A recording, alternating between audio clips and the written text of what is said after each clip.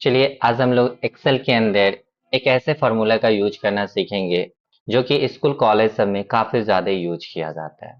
जैसे कि हम लोग जानते हैं कि जब भी स्कूल कॉलेज में बच्चे का एग्जाम होता है तो वहां पे रिजल्ट भी घोषित किए जाते हैं, ठीक है, जिसमें कि एक्सेल का प्रयोग किया जाता है।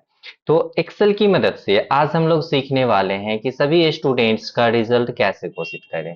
और रिजल्ट यहाँ पे दो तरीके से हमें घोषित करना है।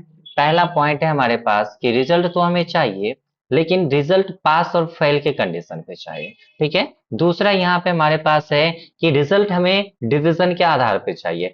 यानी कि कहने का मतलब है कि कौन सा बच्चा फेल कर चुका है, कौन सा बच्चा थर्ड डिवीजन में आया, कौन सा बच्चा सेकेंड डिवीजन कर चुका है, कौन सा बच्चा फर्स्ट डिवीजन है, और कोई ऐसे बच्चे जो टॉप लिस्ट में आए हो, ठीक है ना। तो ऐसे बच्चों का रिजल्ट मुझे यहाँ पे जानना है। तो इसके लिए हमें क्या करना होगा, एक फॉर्मूला का यूज करना पड़ेगा जो कंडीशन बेस पे आधारित रहता है, ठीक है, जिसे हम लोग कंडीशनल फॉर्मूला के नाम से भी जानते हैं। तो यहाँ पे आप देख सकते हो कि हमने इस डेटा के अकॉर्डिंग यहाँ पे जो होता है, ये जो हमारा मार्कशीट है उसके अकॉर्डिंग मैंने एक डेटा तैयार किया है, छोटा सा एक डेटा यहाँ पे मैंने बनाया है, जिसमें ज्यादा कुछ मेंशन मैंने नहीं कर रखा है यहाँ पे। बस बच्चे का नाम मैंने दे रखा है और यहाँ पे बच्चे का फुल मार्क दे रखा है। और यहाँ पे पास मार्क भी है कि पास मार्क हमारा कंडीशन है यहाँ पे। यानी कि इस डेटा के अंदर देखा जाए तो पास मार्क जो है बच्चे का कंडीशन है, कि कंडीशन ये है कि 150 से अगर कम मार्क कोई बच्चा लाता है तो वो बच्चा क्या होगा, फेल कहलाएगा, ठीक है। अगर 150 से अधिक मार्क लाता है तो वो बच्चा पास कहलाएगा। तो आप देख सकते हो ये डिपेंड करता है यहाँ फेल और पास पे, ठीक है। यानी जो बच्चे 150 से कम मार्क लाते हैं वो बच्चे फेल, और 150 से अधिक मार्क लाने वाले बच्चे यहाँ पे पास कहलाएंगे।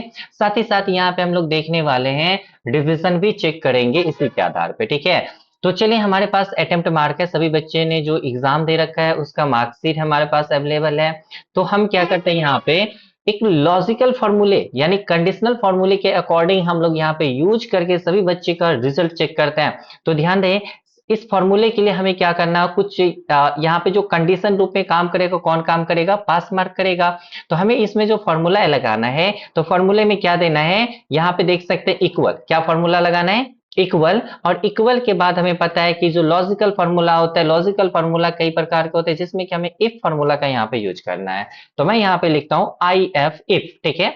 अब हमें जो होता है कीबोर्ड से टैब बटन TAB यानी टैब बटन का प्रयोग करना है ताकि ये फॉर्मूले के रूप में कन्वर्ट हो जाए।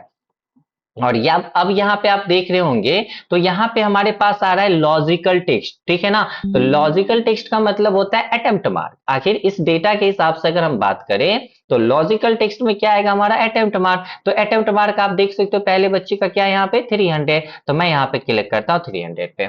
अब मुझे ये चेक करना है कि ये 300 जो मार्क है ना, यहाँ पे ये क्या है, 150 से कम है या 150 से अधिक है। क्यों चेक करना है, क्योंकि कंडीशन हमारा है कि 150 से कम आएगा तो बच्चे फेल कर जाएंगे, और 150 से अगर अधिक आता है तो बच्चे पास कर जाते हैं। तो इस कंडीशन पे हमें क्या करना है, इस मार्क को चेक करना है क्या 150 से अधिक है या नहीं।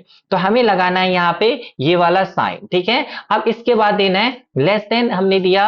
अब यहाँ पे इक्वल लगाना है, यानी हमारा जो बच्चे का जो मार्क्स है ना, वो मार्क्स क्या होना चाहिए, 150 से अधिक या 150 के बराबर यहाँ पे होना चाहिए। तो यहाँ पे कंडीशन 150 है तो मैं 150 यहाँ पे लिख देता हूं, ठीक है ना, यानी 150 लिख देता हूं। अब यहाँ पे क्या करना है, यहाँ पे कोमा लगाना है। जैसे कि आप देख सकते हैं यहाँ पे कोमा का प्रयोग किया गया है, यहाँ पे मैं कोमा लगाता हूं। तो कोमा लगाते ही यहाँ पे वैल्यू ऑफ ट्रू यहाँ पे हाईलाइट होता है। तो वैल्यू ऑफ ट्रू का अर्थ ये है कि अगर ये कंडीशन क्रॉस कर जाता है, यानी बच्चे कंडीशन पार कर जाते हैं, तो आप क्या कहना चाहो। तो भाई यहाँ पे 150 से अधिक मार्क्स अगर किसी बच्चे को आते हैं तो बच्चे क्या होंगे, पास होंगे। तो यहाँ पे हमें इन्वर्टेड कोमा के में क्या लिखना है, PASS, ठीक है ना। हमने पास दिया, इन्वर्टेड कोमा क्लोज कर दिया, फिर मैं यहाँ पे कोमा देता हूँ, फिर से इन्वर्टेड कोमा लेता हूँ। अब जैसे इन्वर्टेड कोमा लिया है तो यहाँ पे वैल्यू फॉल्स आ रहा है, यानी फॉल्स, यानी बच्चे अगर कंडीशन क्रॉस नहीं कर पाते हैं तो हमें क्या कहना है उस बच्चे को, तो रिजल्ट में हमें क्या देना है, फेल। तो यहाँ पे हम लोग लेते हैं फेल। अब इन्वर्टेड कोमा क्लोज करते हैं, टैब दबाते हैं। तो आपने देखा कि यहाँ पे टोटल जो है इस बच्चे का जो मार्क है ना, जैसे शिवानी कुमारी है तो इन्होंने 500 का एग्जाम दिया, जिसमें पास मार्क 150 है, और ये बच्चे ये जो है ना 300 मार्क प्राप्त किए, तो 300 मार्क प्राप्त किए तो अब बताना कितना होगा, पास ही होंगे ना। तो यहाँ पे मैंने रिजल्ट निकाला पास, ठीक है। अब क्या करना है, सभी बच्चे का निकालना है, तो इसको सेलेक्ट करना है। यहाँ पे देखना एक पॉइंट बन के आ रहा है जिसको हम लोग फेल हैंडल कहते हैं, क्या बोलते हैं, फेल हैंडल। तो चले हम लोग फेल हैंडल पे माउस का लेफ्ट बटन डबल क्लिक करते हैं और क्लिक करते हैं, ये रहा आपके पास सभी बच्चों का रिजल्ट, ठीक है ना। तो सभी बच्चे यहाँ पे जो होता है 150 से अधिक मार्क लाए हैं, तो ये पास ही होंगे। तो चले अब हम लोग क्या करते हैं, ये तो हमने देखा कि रिजल्ट मुझे चाहिए पास और फेल के अकॉर्डिंग। देन यहाँ पे हम लोग बात करने वाले हैं कि क्या बच्चे डिवीजन के यहाँ पे बच्चे का जो रिजल्ट है डिवीजन पे हम लोग दिखा सकते हैं क्या, जरूर दिखा सकते हैं। तो इसके लिए हम लोग आते हैं यहाँ पे डिवीजन वाले ऑप्शन में, और यहाँ पे मुझे फिर से सेम फॉर्मूले का प्रयोग करना है। जैसे यहाँ पे फॉर्मूला में मुझे इक्वल देना है, आई एफ इफ देना है, ठीक है। टैब की प्रेस करना है, तो सबसे पहले मुझे जो अटेम्प्ट मार्क प्राप्त हुआ इस मार्क पे हमें कंडीशन लगाना है, तो मैं देता हूं अटेम्प्ट मार्क, ठीक है। तो भाई यहाँ पे देखना कंडीशन जो हमारे पास होने वाली है ना, तो यहाँ पे टोटल कंडीशन कितने होने वाले हैं, जैसे कि मैं यहाँ पे कंडीशन आपको दिखाता, मैं कंडीशन तैयार करके रखा हूं यहाँ पे। जैसे यहाँ पे कंडीशन में है पहला कंडीशन कि अटेम्प्ट मार्क अगर बड़ा, अटेम्प्ट मार्क यहाँ पे बड़ा और बराबर होता है 400 के, तो बच्चे क्या कहलाएंगे, टॉप कहलाएंगे। सेकंड वाले में आप देख सकते हो कि यहाँ पे बच्चे अगर अटेम्प्ट मार्क में आपका के लेके आते हैं ना 300 या 300 से अधिक मार्क अगर लेके आते हैं, तो बच्चे फर्स्ट डिवीजन कहलाएंगे, यहाँ पे आप देख सकते हो। नेक्स्ट कंडीशन है कि बच्चे अगर यहाँ पे क्या कहते हैं ना 225 से अधिक या उसके बराबर मार्क लेके आते हैं, तो सेकंड कहलाएंगे। नेक्स्ट यहाँ पे है कि अटेम्प्ट मार्क में आप देख सकते हो कि अगर हमारे बच्चे यहाँ पे 150 या 150 से अधिक मार्क लेके आते हैं तो थर्ड डिवीजन होंगे, या बच्चे 150 से कम मार्क लेके आते हैं तो वो फेल कहलाएंगे। इन्हीं सभी कंडीशन का यूज करना है हमें यहाँ पे। तो चलिए हम लोग यहाँ पे प्रयोग करते हैं। तो यहाँ पे हमें क्या करना है, आप देख सकते हो कि यहाँ पे हमें यहाँ पे फॉर्मूला लगाना है, तो मैं पहले देता हूं इक्वल। क्यों देता हूं भाई, क्योंकि किसी भी फॉर्मूले से पहले अनिवार्य संकेत जो होते हैं ना वो इक्वल होते हैं, इसीलिए मैं यहाँ पे प्रयोग कर रहा हूँ इक्वल का। देन आपको क्या करना है, यहाँ पे इफ फॉर्मूला लगाना है। क्यों, क्योंकि इफ एक लॉजिकल फॉर्मूला है, ये कंडीशन बेस पे काम करता है, और हमारे पास टोटल 5 कंडीशन अवेलेबल है, ठीक है। तो मैं पहले चेक करता हूँ यहाँ पे अटेम्प्ट मार्क को, तो 300 देता हूँ यहाँ पे, जो सेल E3 वाले में अवेलेबल है। तो E3, अब ये जो है ना बड़ा या बराबर होना चाहिए कितने के भाई, 400 के। अगर ये 400 को क्रॉस कर जाता है तो आंसर क्या होगा, यहाँ पे टॉप लिस्ट होगा। तो मैं इन्वर्टेड कॉमा में लिखता हूं यहाँ पे टॉप। अब यहाँ पे इन्वर्टेड कॉमा क्लोज करता हूं, फिर कॉमा लगाता हूं। अब second condition I F tab, second condition मैं लेता हूं, फिर से देता हूं E3। क्यों दे रहा हूं E3, क्योंकि हमारे जो अटेम्प्ट मार्क है ना वो E3 वाले सेल में, ठीक है। या तो आप लिख भी सकते हो कीबोर्ड से, या आप इस पे क्लिक करके सेलेक्ट भी कर सकते हो, जैसे कि मैं यहाँ पे लिखा भी। आप चाहो तो सेलेक्ट भी करो, इस पे क्लिक करो, दोबारा सेलेक्ट होगा। तो ये जो होता है ना बड़ा या बराबर होना चाहिए किसके, 300 के। तो 300 से ये अगर बड़ा या बराबर हो जाता है तो इसमें आंसर में क्या आएगा, फर्स्ट लिस्ट आएगा, यहाँ पे फर्स्ट डिवीजन होगा। तो मैं यहाँ पे लिखता हूँ फर्स्ट, ठीक है ना। तो यहाँ पे फर्स्ट किया, अब इन्वर्टेड कोमा क्लोज करो, फिर से कोमा दो यहाँ पे। अब यहाँ पे मुझे क्या करना है, फिर इफ फॉर्मूला का प्रयोग करना है, टैब दबाना है, क्योंकि दो ही लॉजिक हुए ना अभी तक हमारे पास दो कंडीशन कंप्लीट हुए हैं, हमारे पास तीन कंडीशन अभी भी बाकी है। तो तीन कंडीशन और जो बाकी उसको भी यूज करना पड़ेगा यहाँ पे। अब मैं आता हूं फिर से यहाँ पे जो होता है इथेरी आप लिख सकते हो भाई, नहीं तो यहाँ से सेलेक्ट करो ना।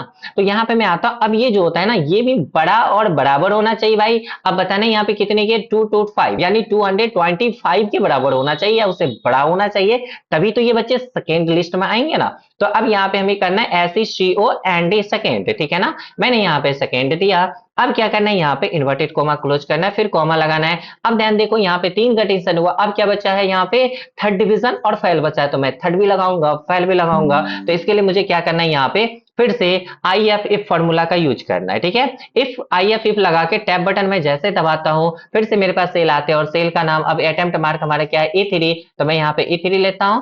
अब E3 लेने के बाद E3 जो था हमारा बड़ा या नहीं तो बराबर होना चाहिए कितने की भाई, यहाँ पे 150 यानी 150 के, तभी तो बच्चे क्या कहलाएंगे यहाँ पे, थर्ड क्या हो गया ना, सेकेंड हो गया तो थर्ड हो गए, थर्ड हो जाएंगे। अब यहाँ पे इन्वर्टेड कोमा क्लोज करता हूं मैं, फिर कोमा लेता हूं। अब फिर से मुझे IF फॉर्मूला देना है, यहाँ पे टैब बटन दबाना है। टैब बटन दबाते ही आपको क्या करना है यहाँ पे, अब मुझे फेल का कंडीशन चाहिए तो फेल कहाँ से होगा, इसी E3 से होगा ना, तो मैं E3 लेता हूँ यहाँ पे। अब क्या करता हूँ यहाँ पे लेस देन एक सॉरी ग्रेटर दैन देना पड़ेगा, क्योंकि ये छोटा होना चाहिए ना। तो ये अगर मार्क हमारे जो स्टूडेंट का अटेम्प्ट मार्क है वो अगर कम हो जाता है कितना के भाई, 150 के, ठीक है ना।